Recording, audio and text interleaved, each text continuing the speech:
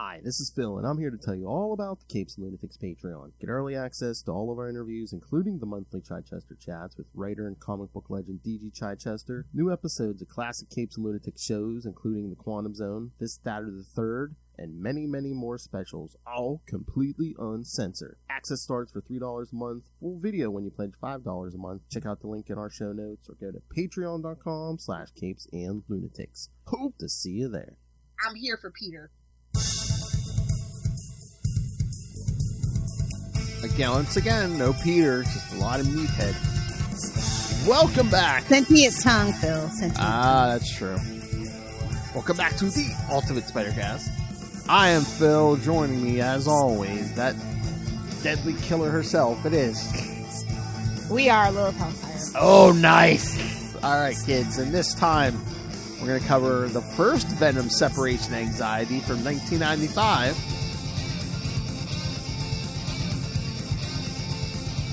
Symbiotes, smarmy reporters, just another day in the Venom neighborhood, and a mulleted meathead in the middle.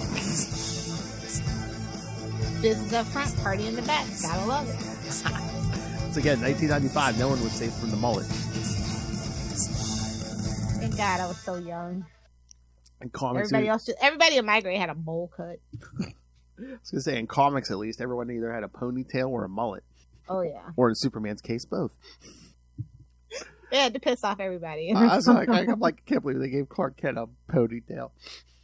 He knows what he's a young, hip kid, see? I'm surprised they didn't give him an earring. Hello, fellow children. Oh, I'm sure. Hello, fellow youth. It had to be made of kryptonite, but yeah, I'm sure. No, he would have just, like how he shaves his beard, he would have just lasered a hole in his ear. Oh, heat vision. Oh, man. All right, so shall we get to burn? That works on more than one level. Good job. Burn. All right, so we get the Venom separation anxiety. Yep, so little time. All right, kids. So yes, as we did on We Are the Night episode 203, Lilith and I will do the classic review, and then I will be back to do the review of the new issues because Lilith will be fighting a hurricane. So. So a hurricane might win. Don't warn me. It's fine. Pray for that hurricane, kid. All right. So, I do actually have covers this time.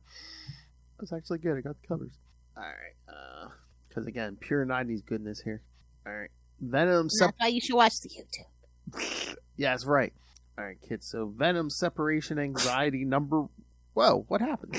What did I do? Where'd it go? Heck. It looks like a symbiote Eiffel Tower party. Hey-oh! I was going to say, unless StreamYard is having issues. All right, so... Wouldn't surprise me. True. Venom separation anxiety number 1 from December 1994. Apart. Just like Lil's favorite relationships. Apart. Long distance. Writer Howard Mackey, penciler Ron Randall, inker Sam De La Rosa, colorist Tom Smith, letterer Ken Lopez, and editor Danny Fingeroth. Don't get fingered! Oh my. Following his defeat at the hands of the greatest hero ever, the Scarlet Spider. Oh, you know what? I did actually cover that story with Ray, and again, that was when Ben Riley used the impact webbing for the first time to separate Eddie from the symbiote, which gave us the classic drop. A couple of bowls down the gob. History, deep cuts, love it. So if for no other reason, that's why you should love that story, kids. It gave us that drop. A couple of bowls down the gob. Eddie Brock has been separated from his other and taken prisoner. As he's being brought to a secret containment facility in New Mexico, he is surrounded by armed guards who are very afraid of him, even though he is heavily restrained. Meanwhile, Eddie's symbiote is being contained at a secret government facility hidden within the Adirondack Mountains in upstate New York. There, the creature's weaknesses are being examined by Dr. Zwirling, who has been tasked with learning the alien secrets. We couldn't get a better name for the doctor. I know. He is surprised when the symbiote's form takes on the appearance of Eddie Brock's face and realizes that the creature is trying to communicate with them. A few days later, oh god, that's right, it's not. Ken Ellis Like anybody, I would take almost anybody else. That's right, 1994, 1995. Oh, God, yeah. A few days later, Daily Bugle, and Synopsis doesn't do this, but I'm going to, throw it in quotes, reporter Ken Ellis has... It's a generous term for that scumbag. I mean, Ken Ellis was so bad. I mean, he made Jameson seem reasonable. Exactly. I swear there was bad you gotta be. I swear there was at least one story where Jameson had to tell him to like pull back, and that's pretty bad when JJJ got to tell you to pull back. Ken Ellis has managed to infiltrate the facility where Eddie Brock is being contained with fake credentials in the hopes of getting an exclusive interview with Brock. Yeah, the problem with the fake credentials, he used his real name, and he's like, "Oh, it's like Dr. Ellis." I'm like, "Okay." Idiot. That's how you get caught, kids. That's right. Never put your real name on the fake ID, right, love? Exactly. Not that you kids should need anything for a fake ID for anything. Exactly. Stay out of trouble. Keep your nose clean. Don't be like Lilith. Entering the lab where Eddie is being contained, Ellis realizes that this is going to be more difficult than he planned, as the man once known as Venom is being heavily examined by a team of scientists. You know, why can't we wipe the world's memory that he was Venom? Give him some privacy and some peace so he doesn't have to sleep in the sewer. Can he make a deal with somebody? Anybody? What if that was the end of Venom War, if everyone forgot who he was? I mean, I'm tired of everybody knowing who he is. It's kind of annoying. Don't you think? Yeah, that'd be interesting. Yeah. What would he do with that anonymity, you know? Mm-hmm. Heck yeah. As he's being examined, Eddie's mind drifts back to the past. He thinks about how his career as floating heads of guilt. How his career as a reporter was ruined. How everything changed when he bonded with his other and devoted their lives to destroying the man they held responsible for ruining both of their lives, Spider-Man. Only like once or twice a year, though. Yeah. It was an event, kids. Brock's pain can be felt miles away in New York by the symbiote, which becomes determined to break free. By this point, Ken Ellis' cover is blown, and he is about to be arrested when suddenly Eddie Brock begins trying to break out of his cell. Meanwhile, outside of the facility, two guards are confronted by an attractive woman in a provocative outfit. Who could it be? At first, looking at this art, I was like, Mary Jane? They order her to freeze, but suddenly her outfit comes to life and kills them. This woman is not the only symbiote bonded individual attacking the facility, but is part of a group of 5 hosts. They sneak. Shout out to Damage Report. What? But yes, kids, these are the 5 symbiotes we saw in the first Lethal Protector series, which we did cover a few episodes back. So scroll down. Nobody tell DG Chichester about Carnage USA. Oh my God, we need to do a Carnage episode just so we could get a Chichester drop and just have him be like, yeah, you're about to listen to some crappy Carnage episode. Yeah.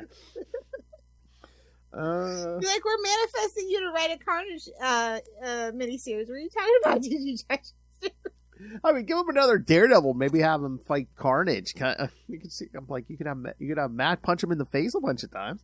Exactly. They sneak in the lab where Eddie Brock is being contained. By this point, Brock begins to reconsider his escape. Without the influence of his other, he realizes that he is a killer and deserves to be incarcerated. No, meathead. Don't you go doing the thinking. That's when the other symbiotes arrive and begin slaughtering the guards. In the confusion, Ken Ellis runs for cover and observes from relative safety. So close. I know. I couldn't remember if Ken Ellis had just disappeared from the comics, or I was like, oh, does he actually get killed? I was like, oh yeah. Remembering these as the symbiotes that were created by the Life Foundation, Brock decides he has to get loose and stop them. With the guards subdued, the symbiote female stops the others from killing them, reminding them that they have come for Eddie Brock. By this point, Brock has managed to break free from his containment unit. Even though he is stark naked, Eddie Brock is unafraid to face the symbiotes. He's standing up against them.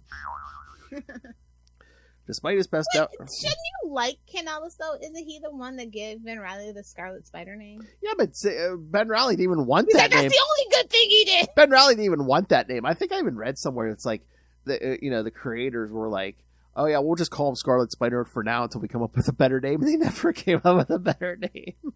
Oh, wow. Yeah. Again, it's like, the color and, it's like Black Panther, Scarlet Spider. It's like, unless you're a blind guy, you know what color it is. Even blind guys can feel the color spell. Well, some of them. Certain, yeah. Despite his best efforts, Eddie is overpowered and taken prisoner. He likes it.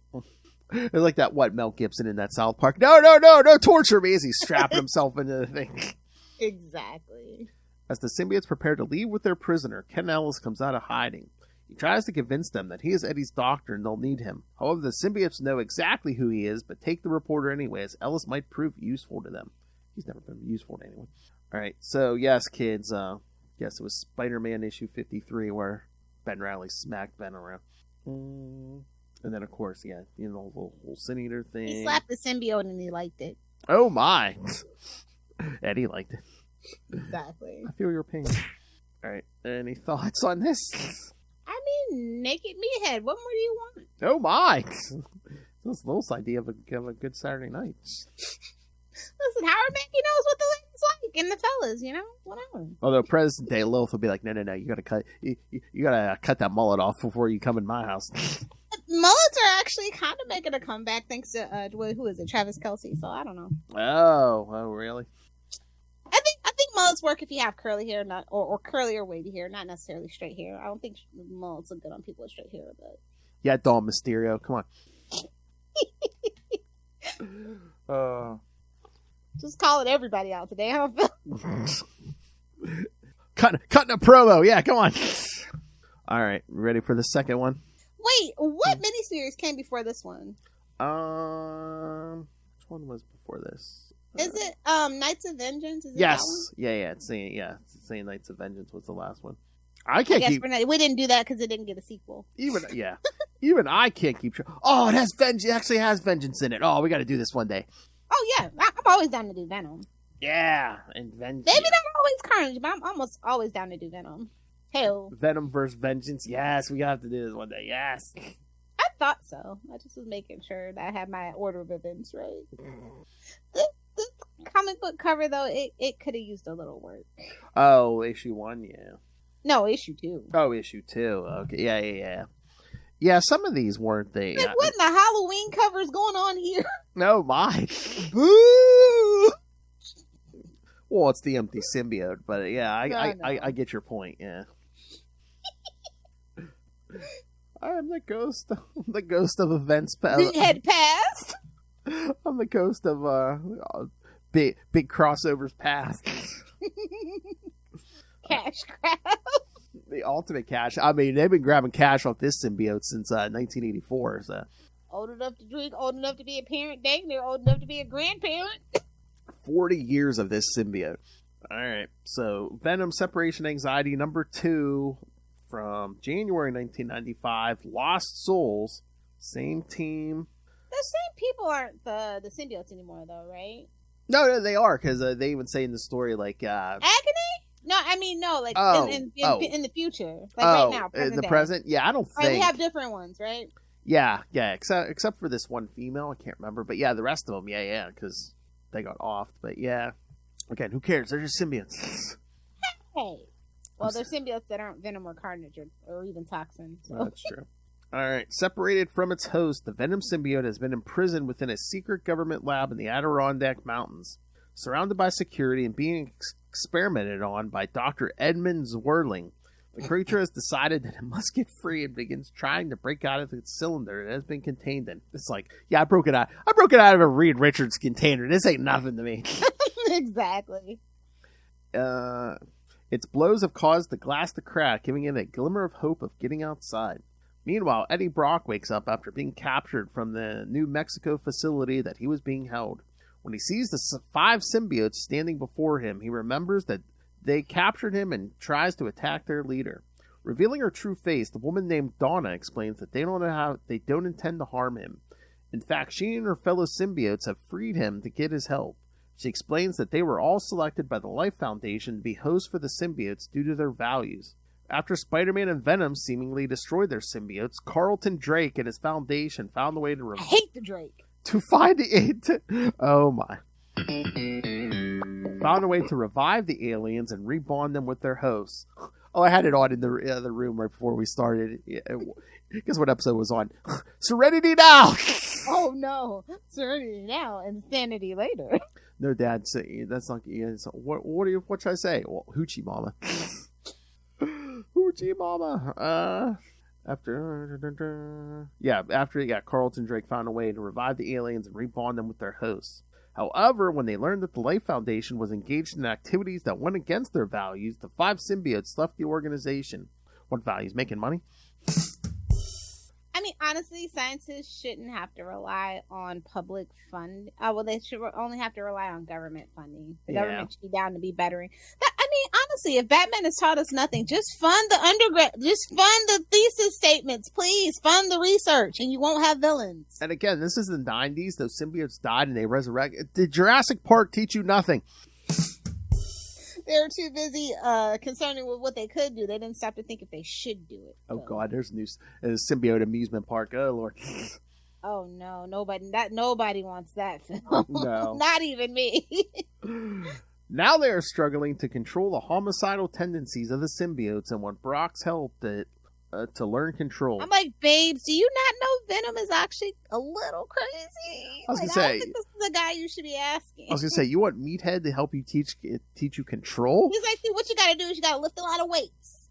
Got to pump that iron. What you got to do is you got to do 5 reps. You got to do at least 10 reps every 5 minutes. In front of a mirror, preferably. Eat a lot of protein.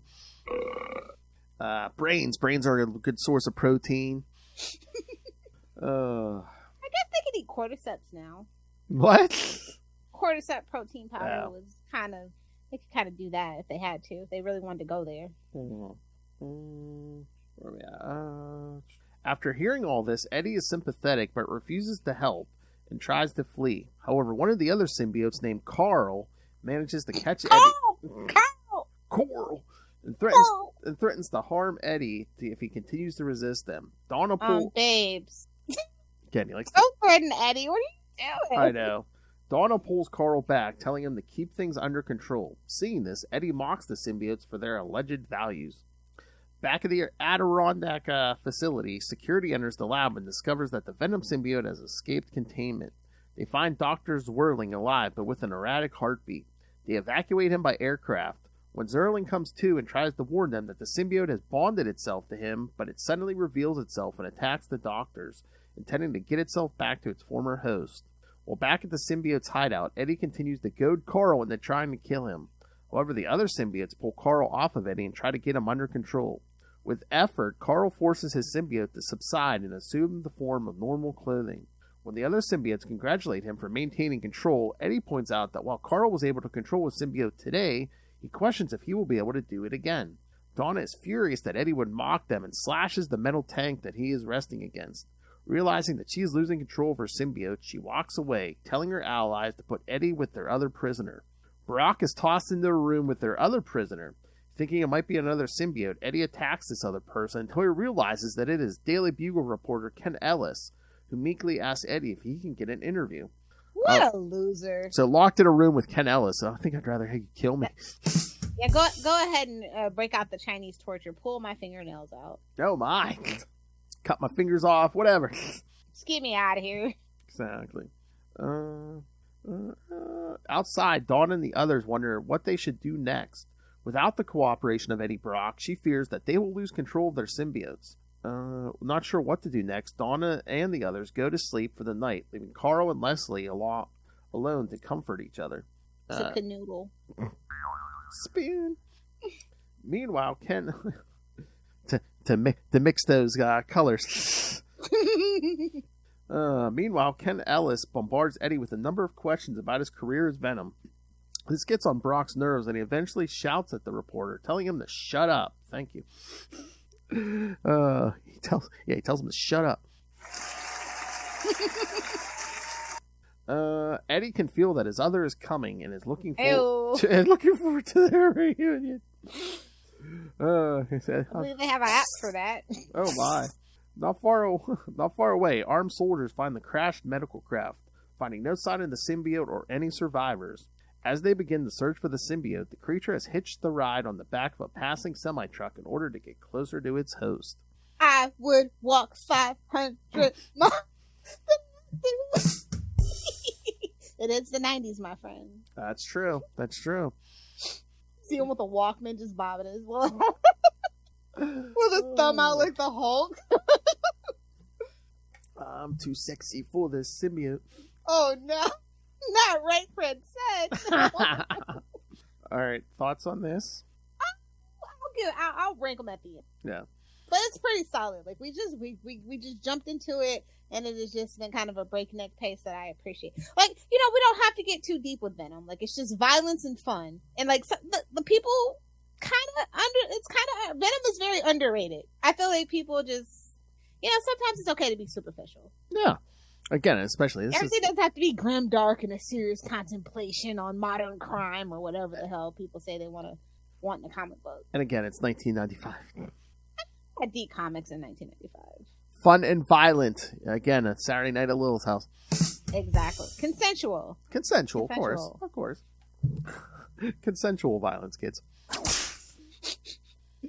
All right. Should role plays. Call me Selena. All right. Venom, separation anxiety number 3. Let's get the cover up. Ew. Parting is such sweet sorrow. Is it though? Well, for normal people, though. Oh, okay. I'm not normal. Not in that way. Venom separation anxiety number 3, February 1995. Parting is such sweet sorrow. Same team. On the south side of Chicago, a trucker is ambushed by some thieves who are attempting to steal his truck.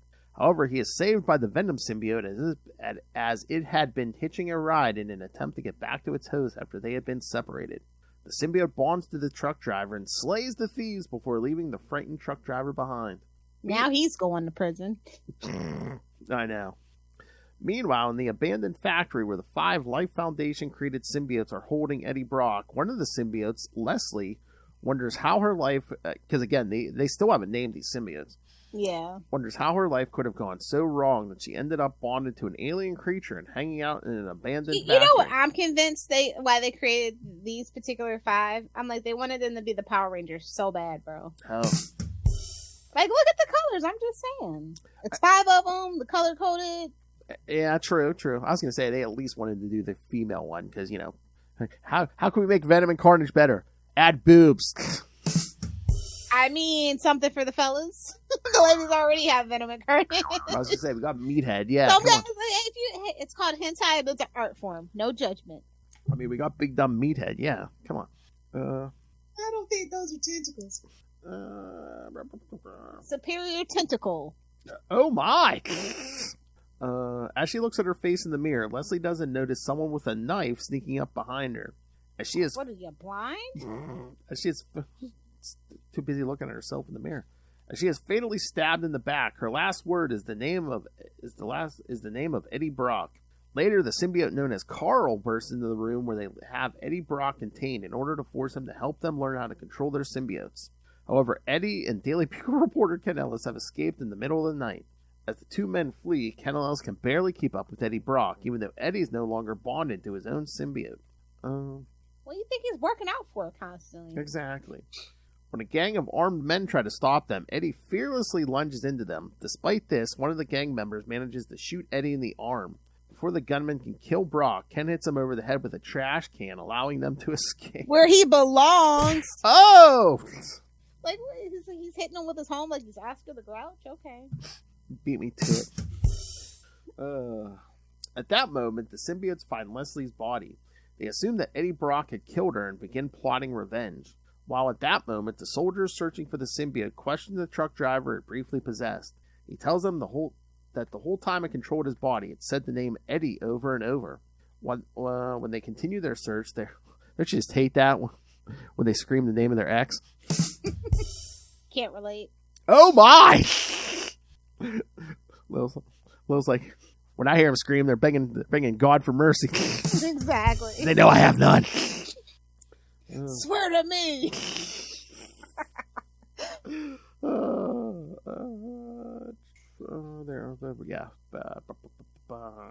When they continue their search, they are unaware that the symbiote had hitched the ride aboard one of their crafts. While elsewhere in the city, Eddie breaks into a warehouse so the pair of them can get the cover. Despite his insistence that they keep going, the loss of blood from his gunshot wound causes him to pass out. Not far away, the other symbiotes have found the gang members that Eddie beat up earlier. They press onward, with Carl more determined than ever to kill Eddie Brock. As Ken finishes patching up Eddie's wounds, the symbiotes arrive in the warehouse. Their leader, Donna, tells them to search for Brock, but orders them to keep him alive. Carl's determined to hunt down Eddie and make him pay for killing Leslie.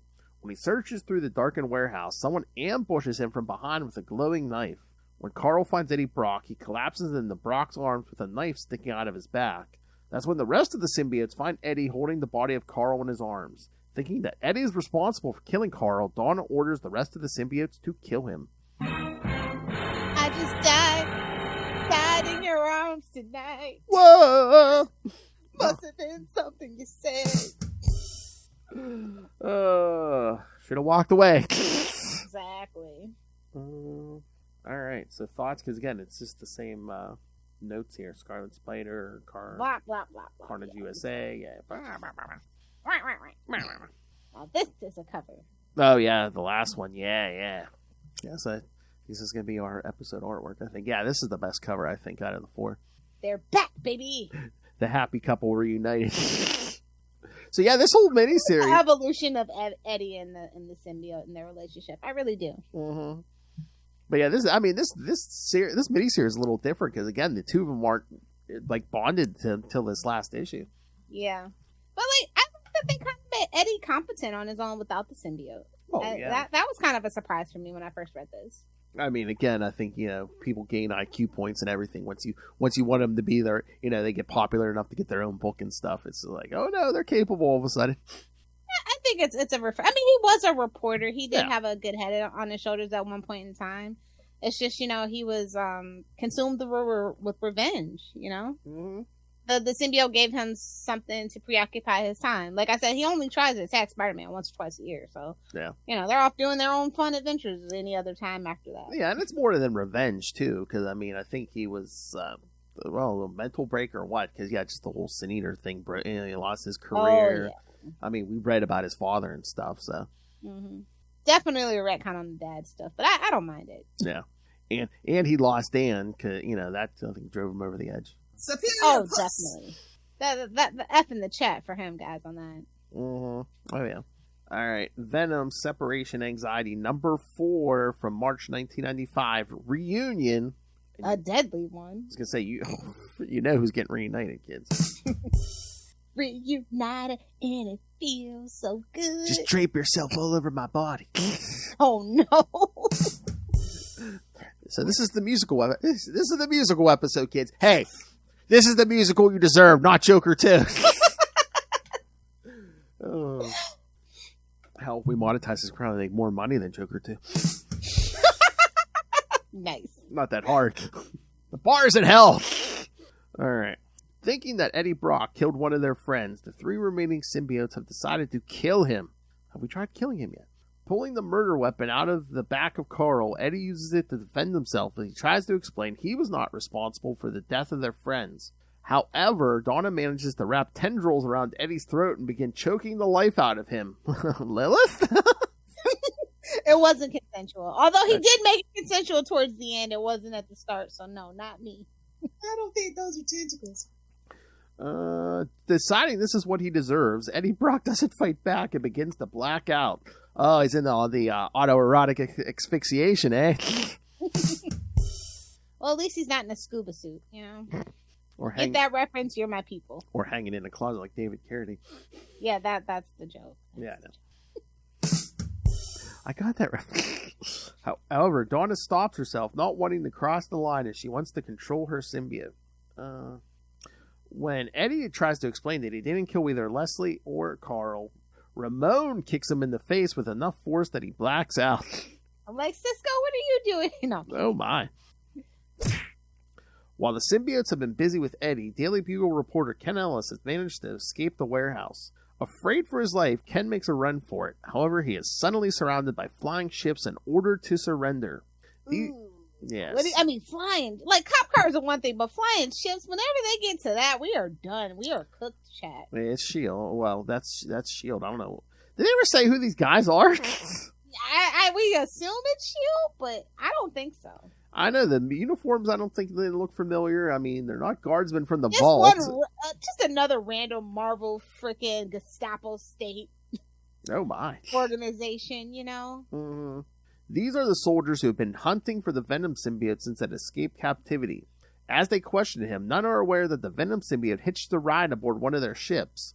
It oozes out of the landing gear and heads for the warehouse, sensing its host nearby.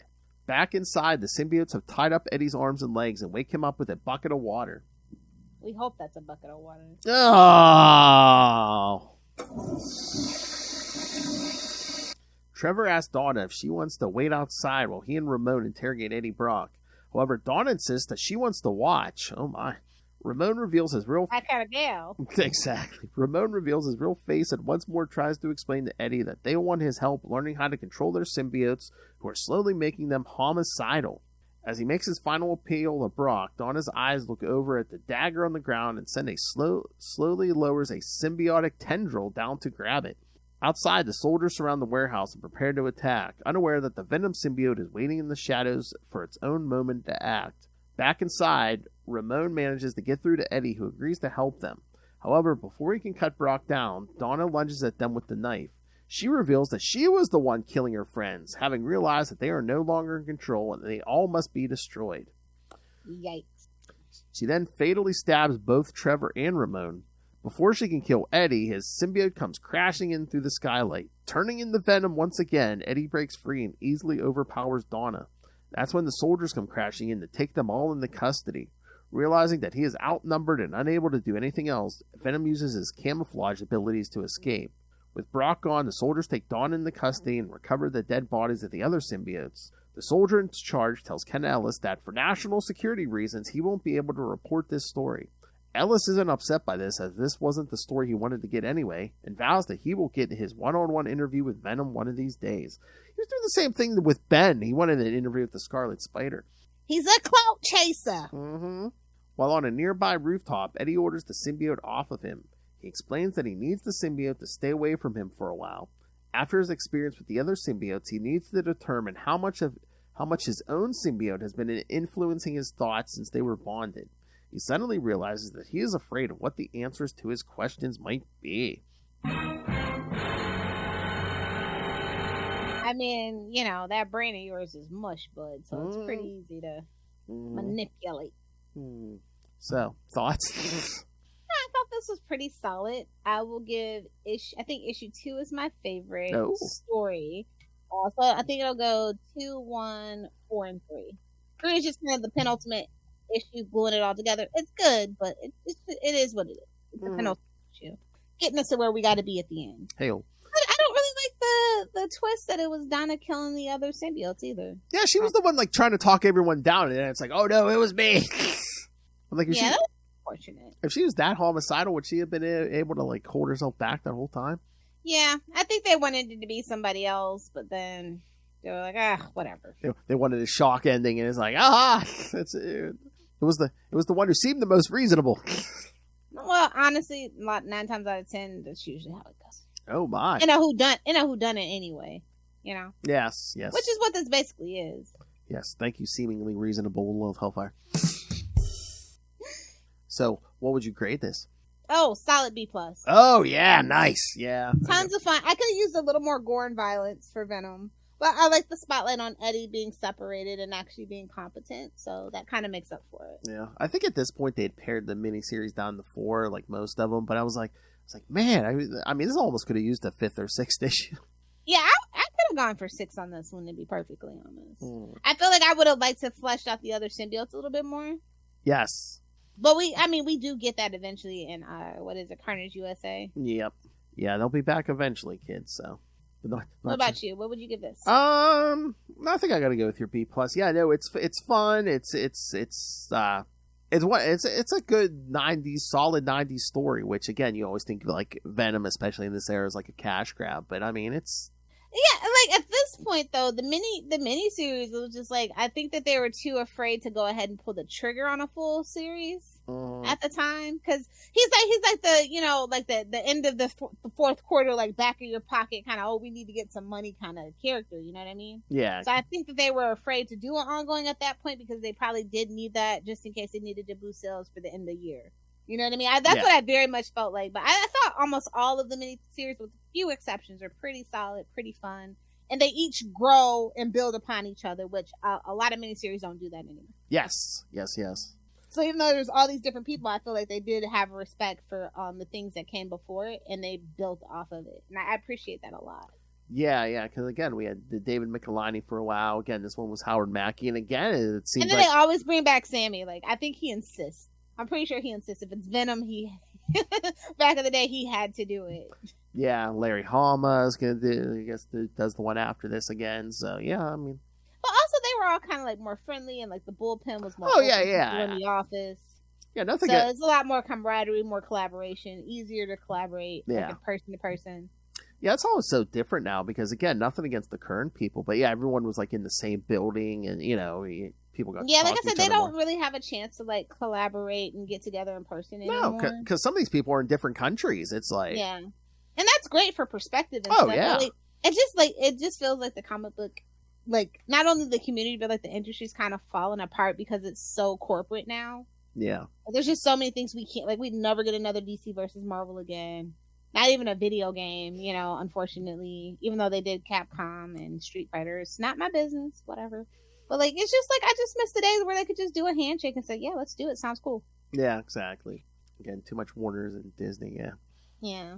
So since we have DC Studios now. Anyway.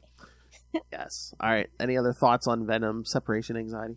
Nope. I'll let you get to your thoughts on this week's Spider Book. All right, kids. So yes, stay tuned. I'm about to do the new reviews for the Spider Books this week. And remember, we're only one more episode next time, and then it's the Zeb Wells farewell party. So watch it live. Join us. Yeah, join us. It'll be fun. Yeah, I still got to put the invite up. Yeah, yeah, you better start now. Gotta get some clicks and views. Yeah, I want to. Yeah, I'm going to work on that tonight. So, all right, kids. So yes, thank you, Lilith Hellfire. We'll see you next time. And again, kids. Please. If Milton doesn't wipe me off the face of the earth. That hurricane is no match for you. All right, kids. So, yes. Stay tuned. Here's your new issue reviews. Hello, everyone. It's me, Phil, again. Told you I'd be back.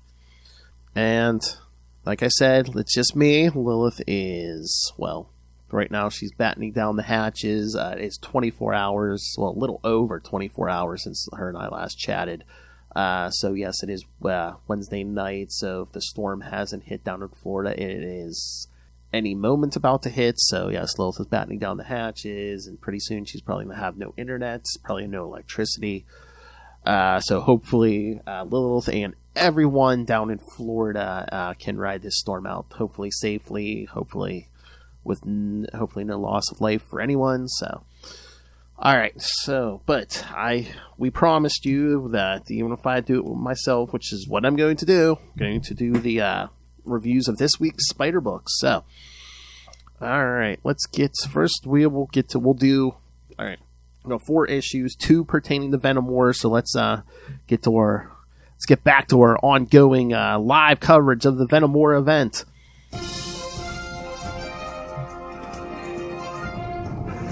Alright, we've got, the one that's a little, like, off to the sides of Venom War, but still part of Venom War. Venom War Wolverine number 2. Is it a Spider book? Is it an X book? That's right, so yes, we saw after being attacked and taken over by a symbiote last time, Logan made his way to Maine, where, of course, he has history with people, because he has history with people everywhere on the planet Earth. Yes, and we get another flashback to this guy, Keene, who I guess he had some bad history with, because of course Wolverine has bad history with a lot of people. But yes, then the present, he's with the ex-wife and the son, and we see, yes, this Keene has, Wolverine took his one hand, took the fingers off the other hand, cut off one of his ears. But now, somehow, he can control these Venom, these symbiote zombies. So, he sends them, though, I don't know if it's just the whole town or just his ex-wife. So, yeah, so again, we get the scene of the zombies showing up, Wolverine's cutting them up. We see him call for help on his X-belt buckle. And again, not only are we battling zombies here, but basically Keene's son has to make a choice between his father and everyone else, and of course, thanks to the flashbacks, we see how mean the father was. So of course his son does not choose his father. So now Kane's going to send the symbiotes to kill all of them until, yes, the call went out to the X-Men. We see, I guess, Nightcrawler teleports in with Jubilee, Gambit, and Rogue. And then this Kane, Logan's, says, I guess I should have took more from you last time. I guess I left you too many damn body parts, as he cuts the guy's head off. And then we see symbiote goo kind of going for his body. The X-Men help clean up. I guess they take the Venom zombies or whatever to the vault, I think Kurt says. Yes, he said to the vault. Yeah. I love the vault. I thought we didn't have the vault anymore. I thought we had the raft like in New York. But yes, the vault in the middle of nowhere, Colorado. And no, kids, I'm not making any bad comments about Colorado. I'm just saying, no, I think it's the vault. If it's still in the same place, it's in like the wilderness of like the woods. Yeah, it's not anywhere in a population center. So yeah, everything. Yeah, the way they wrapped this up, I was like, oh, is this like is this thing only a 2-issue thing? But now we get on we're getting I think one more issue, because we see the son has his father's head, which it's kind of a zombie head now, because this one of the symbiotes kind of sought refuge in here, and from the looks of it, yes, it's I see it, the chomp. Yeah, I think the father's head chomped down on the son's fingers or something, because yes, it looks like he's going to become a new Venom symbiote zombie. So, and of course, the half the time was battling the symbiotes. Wolverine's blaming Venom for this. So yeah, hey, watch out, Eddie Brock. Next time, Wolverine may not be too happy with you. All right, and that was by our good friend Tim Seeley, who we've had on the show a few times. So yes, thank you, Tim Seeley, doing a good job. All right, and our other Venom War special is, get the cover here. It's Venom 38, which it's a good story. It's an is it an Al story? Hold on. Oh no, it's Torn Grombeck. Yeah. That's another name on my list. Yes, Torn Grombeck. We need to talk. Yes, because you're kind of sharing writing duties on Venom with Al Ewing. Catwoman 69, which Lilith and I will be discussing here on an upcoming We Are the Night. Or if you heard this, you may have already heard it. But yes, she wrote that one. So, all right. So yes, for anyone who doesn't remember, old man Dylan Brock has come back to the. I don't think he's even in the present. I think he's in the past, but he came from the future to the past to kind of all T2 like this, stop his apocalyptic future from coming to pass. So at this point, him and Doctor Strange are in the Flickering Realms, they call it, to talk to Chiton. Dylan wants to ask him for help, and Doctor Strange keeps warning him. He's like, yeah, he's going to ask you for something that doesn't seem like it's that much value to you, but it's going to be more value to you than you think. So yeah, Chiton basically puts Dylan through these weird hallucinations where it's like, oh, who are you gonna do? What are you gonna do? Save some children or yourself? And then Chiton's like, I can open a portal. He's like, there's your father. In the past you traveled to. Why don't you could just kill him, and stop all this badness from coming to pass. And Dylan's like, he's like, I would. He's like, and I would do it even though it would kill. I would never exist. So, he's like, if I thought it helped it, I would do it. But he says, there's nothing I wouldn't give up. And that's when Chiton, I don't know, I guess it's some weird, I don't know if it's a weird illusion or hallucination, but yeah, we see Dylan save these two children over himself. But again, he lives. And Doctor Strange trying to sweet talk Chiton here, basically because he's trying to get him to help save Earth. And Chiton's like, why do I care about your puny little planet? And Doctor Strange like, doesn't it bother you that humanity will end without your permission or influence? Chiton's like, yeah, nice try. So yeah, there's these two little girls, which Doctor Strange later says, yeah, they're pretty much part of Chiton too. But Chiton tells Eddie, I will help you, but there'll be a cost. And he's like, what do you want? And one of the little girls says, I will have your first love and all you know of your mother. And the other one says, I will have the music you know and your friendships. The first one says, I will have your taste. And the other one says, I will have your dreams at night. And Chatan says, I will have your name, Dylan Brock. And Doctor Strange says, remember what I said? And but Dylan doesn't seem to hear or care. He's like, okay, if I give you all this, you won't fuse your magic into my weapon and send us both back to the Sanctum Sanctorum safe and sound. And Chatan says, I will. So Dylan accepts. Yeah, we see this all come to pass. Then they get back to the Sanctum, and Doctor Strange is asking Dylan, are you okay, Dylan? He says, who's Dylan? So, yes, he doesn't remember who he is. So Doctor Strange is just calling him old man. But Doctor Strange opens a portal to get him home, back to his future. And Dylan even says, he's like, thank you. I don't quite remember your name, but thank you, wizard. And so then Doctor Strange thinks, I suppose that makes me your friend. Because, again, he can't remember any of his friends. He has no memory of his friends. He gets back to his future. It looks like a blizzard, so I'm assuming this is like a nuclear winter, maybe, or... but yeah, him and the symbiote get to this tree and they recognize it, and Dylan's like, are we going around in circles? I can't walk any further. But he has to get up because he has no other choice. And again, he's just calling himself Old Man and Venom. They can't remember his name. They see him and the symbiote see this little shack, I guess, with a light on. They go through, and it seems like there's this blonde woman in there. Basically gives them something to eat, and then all of a sudden the symbiote's like, who is there? Get out of our brain. And it says, old man, do something. So Dylan suits up as Venom and says, stop it. And basically gets in the face of this woman, throws her to the floor, and says, he's like, what? And the figure says, don't be like that. I only wanted to take a peek as the blonde woman is revealed to be Loki, of course. So yeah, this is kind of off the beaten track, just like the Wolverine one, but even more so of Venom War, because we're like time traveling, we're in the past, we're in the future. But yeah, so tangentially, kind of in a weird way, Loki has entered Venom War. So yeah, so you thought it was I don't know, weird that I don't know, Wolverine and Deadpool and Fantastic Four and all those were kind of out of place in Venom War. Now we got Loki in the future, so. We will see what comes of that.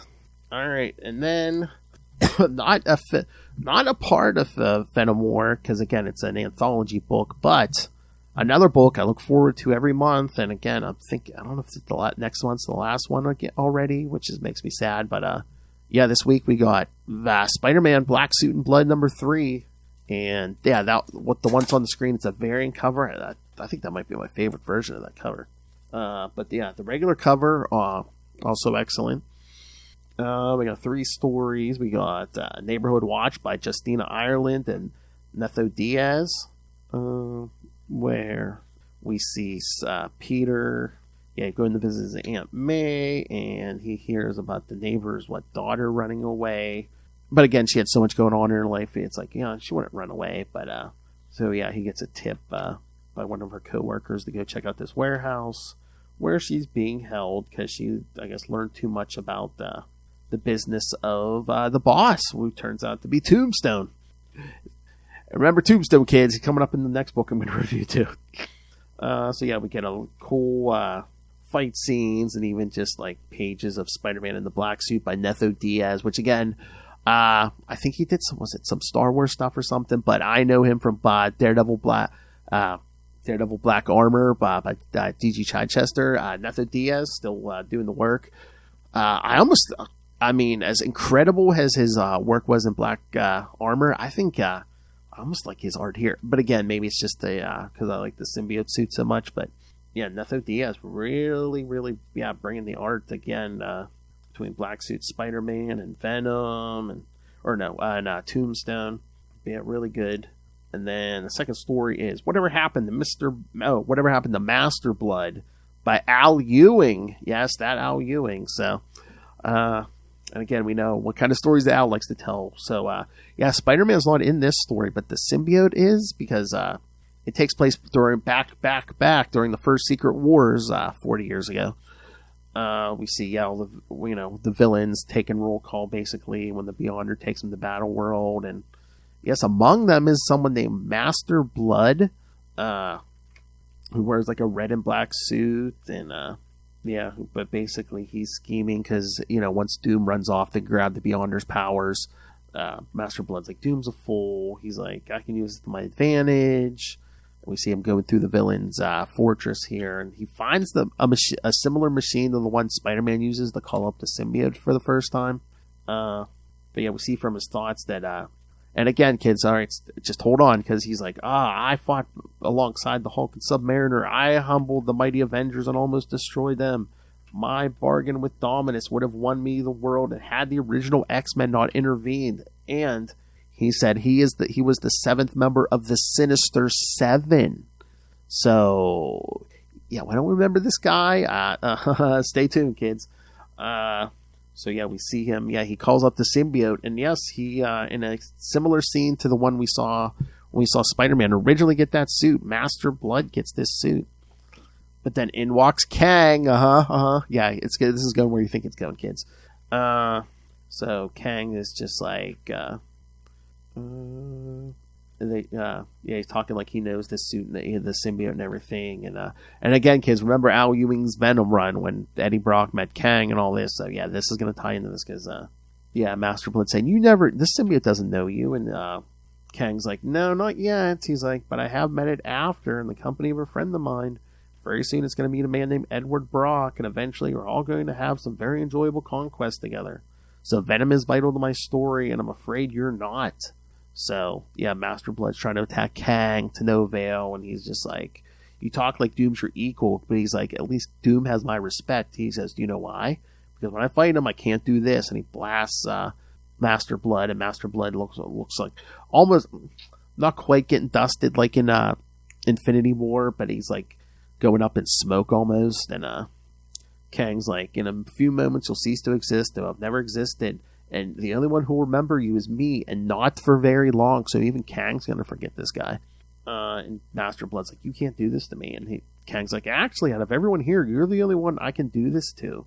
The great Master Blood made that small of an impact. He's like, even Pal Driver of the Wrecking Crew would not be this easy to erase from time. He's like, but at the very height of your relevance, because he's like, this guy never did anything himself. He's like, he always like teamed up with people and stuff. He's like, the very height of your relevance, you were as important to history as a wisp of smoke as Master Blood just disappears. He's like, that way the suit goes, the symbiote goes back in containment until Spider-Man comes to, discover it for the first time. So, wait, who are we talking about again? Just kidding. But yeah, no, you know what? That was a good story. So, yes, very good job, Al Ewing. And I love how it kind of sort of ties into his Venom run. And again, you could do stuff like that because, again, it's like Secret Wars was how long ago, but it's Kang, the time traveler. So, and then the last story in this issue is Cornerstone by Leonardo Romero, who does the story and art. So, again, I enjoyed this one very much too. Basically, someone's stealing all the Fantastic Four's.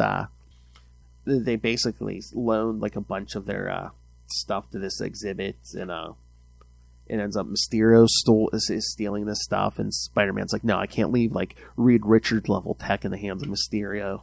So they battle, and of course this is when Spider-Man's wearing the symbiote, so it drives him a little nuts. So after a while, like, Mysterio puts Spider-Man in this like illusion, like in this trap where it looks like he's drowning in blood, and there's all the dead supposedly Spider-Man's responsible for. Like, he sees Captain Stacy, and he's freaking out where he's like, no, I don't want to see, if he's here, I don't want to see Gwen. But even though he knows this thing's fake, but he busts out, and then between all that and just wearing the symbiote, yeah, he basically goes nuts on Mysterio, almost beats him to death. But yeah, he beats him, takes him to the hospital, and then the hospital's basically, people in the hospital basically just like, oh, Jameson's gonna love this, because Mysterio's battered and beaten face is gonna be probably the front page of the Bugle tomorrow. But Spider-Man's basically just like, he saw something that reminded him of the night Uncle Ben died, and he's like, well, I'm glad that at least that was in that whole illusion thing, because Uncle Ben kind of sort of talks him down. So, not that we see it, and again, it's weird. Spider-Man mentions his uncle, but he never says the word Ben. So I'm like, what is this? The MCU? We're not allowed to mention Uncle Ben? So, but no, good. Once again, good stories. I always look forward to this book, and gonna be sad to see it go. I think next issue.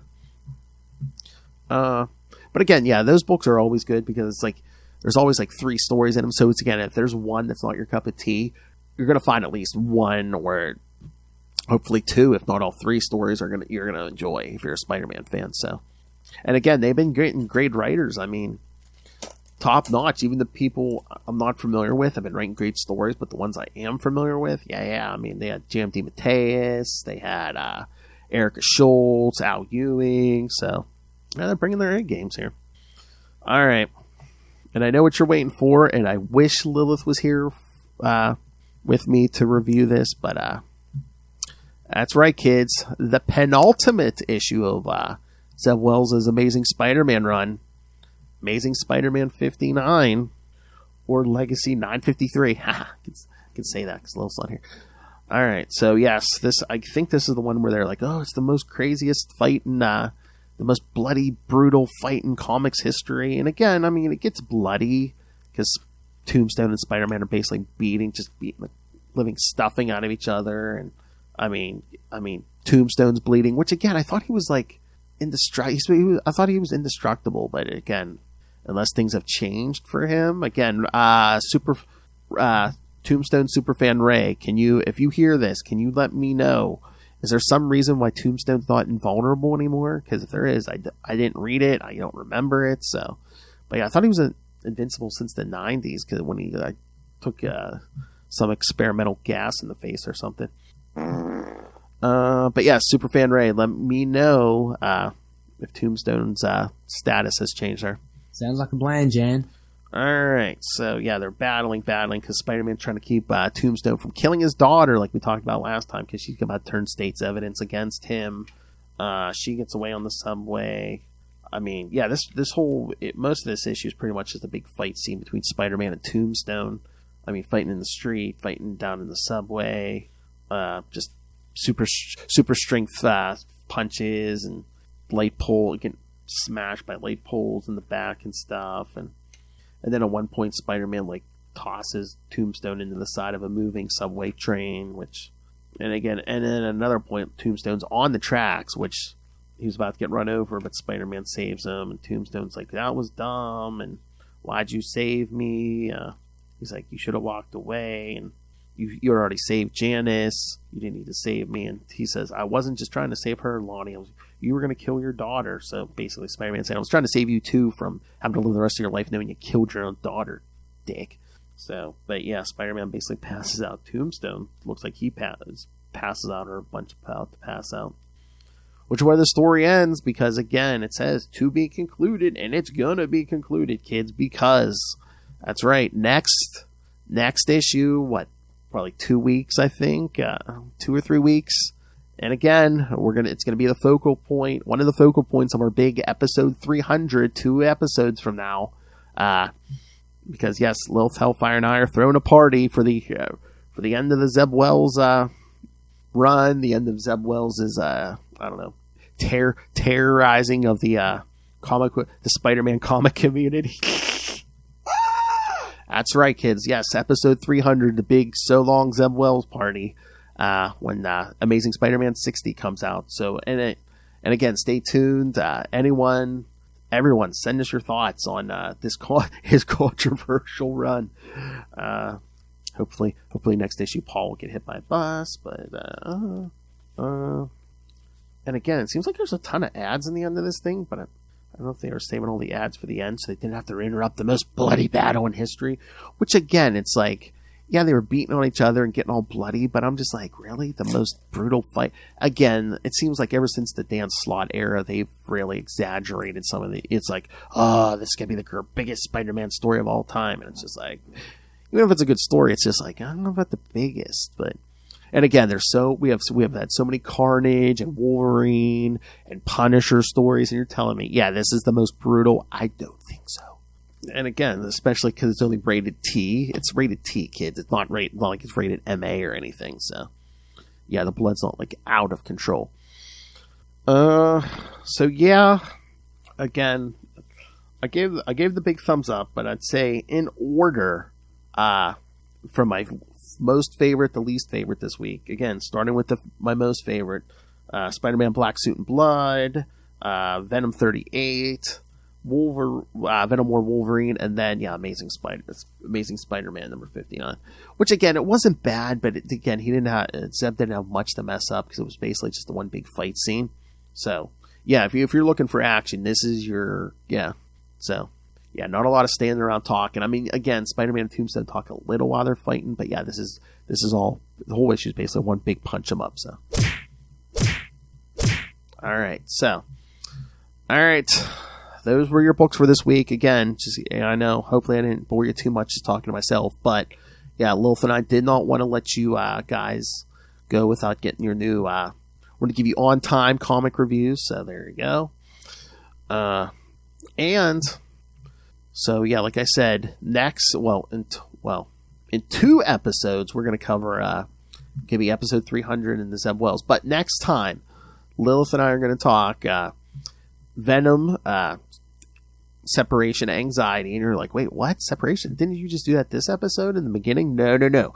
There was another Venom separation anxiety in this very year. It just ended not too long ago. So yes.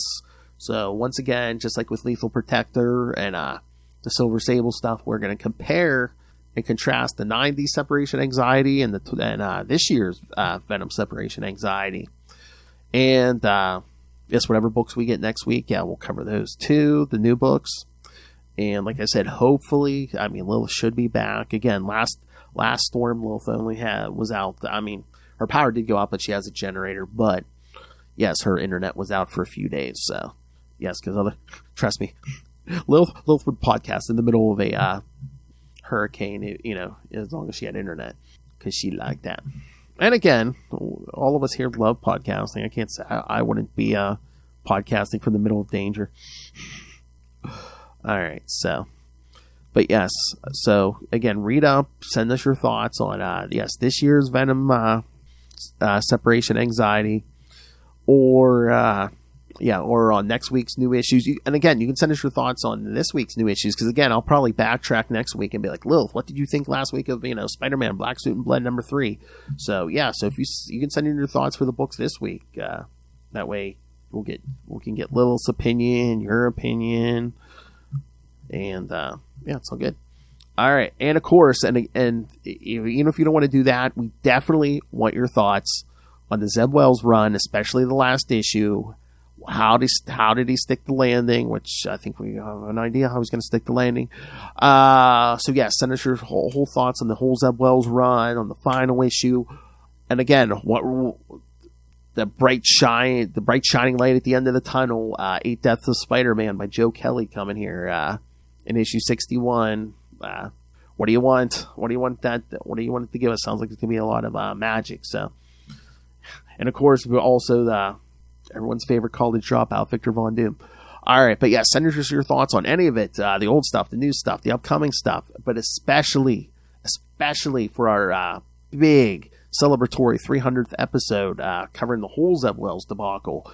Send us your thoughts. Email us, CapesandLunatics@gmail.com, or call the voicemail 614-382-2737. That's 614-38-CAPES. And remember, you can find all things Capes Lunatics episodes, social media, merchandise. Again, you get your new Capes Lunatics merch. Wearing some right here. The classic Capes Lunatics merch, which you see Lilith wearing sometimes. Also, again, that dangerous killer in the shadows. No, not Venom. Yes, Lilith Hellfire demands that you rain random money on us through the Cash App link. Make it rain. Just be nice and send us money. Because of course we don't want to be metaphorically dancing on that pole, especially in the Marvel universe. Because again, you're going to be either get eaten or taken over by a symbiote, or kidnapped by one of Spider-Man's rogues, or worst of all, if nothing else, you may get written into a Zeb Wells issue. All right, so yes, don't please send us money through the Cash App link so we don't have to dance on that pole. She looks like she was just working a stripper pole down at Divas. And of course, the Patreon, where again, Lilith and I give you something exclusive every month, completely uncensored. It could be anything. It doesn't even have to be comics. It could be anything in pop culture. Basically whatever we want. I mean, we talked our road trip to HersheyCon this summer. We've talked all kinds of stuff. Movies. Heck, I think one, we just like scrolled the news and like gave you an update, our thoughts on current events and stuff. That was probably the beginning of the year. But yeah, and again, if you are a patron, doesn't matter what tier patron you are, you can send us suggestions and we'll put them on the list for topics to talk about. Because again, we don't want to we rack our brains enough coming up with topics for the regular shows. We don't want to rack our brains for Patreon too. So yes, anything you want to hear. And again, especially send us your thoughts. The man will tell you stories from her past. And again, a lot of them I probably haven't heard. So yes, you'll be entertaining me as well. So yes, send in your requests. We'll put them on the list because, again, our good friend Justin the Owl has sent in a few suggestions already. So yes, subscribe to the Patreon. Send us your requests. Find the Patreon. Again, every little bit helps. Patreon.com/CapesandLunatics, and you can find everything at tubespace.io/CapesandLunatics Podcast Network. That's tubespace.io/CapesandLunatics Podcast Network. More vicious and brutal than ever. And again, my thoughts, hopefully your thoughts go out to Lilith. Hopefully everything will be fine down there. Hope everyone in Florida, hope you guys are safe. Hopefully little to no loss of life. I think it's too much hope for. Hopefully no one loses their homes. Hopefully there's just a little bit of damage. Like I said, Lilith lost her power and her internet last time, so hopefully that's the extent of it. But yeah, everyone stay safe, and can't wait to talk to you again soon, my sweet little innocent Lilith Hellfire. Power of the penis. Sweet and innocent. Let me get a ride on your alligator back, bro. So how's she gonna ride out the storm? Nothing will ever be as good as Mephisto's mushrooms. Exactly. All right. Superior puss. See, it seems like she's here. She's here in spirit. Trying to donkey punch me now, bitch. My sweet, innocent little Hellfire. All right. Man, I was looking. She has too many drops. I was looking for her by Felicia because, again, Spider Cast. Again, it's the Felicia thing. Oh, here we go.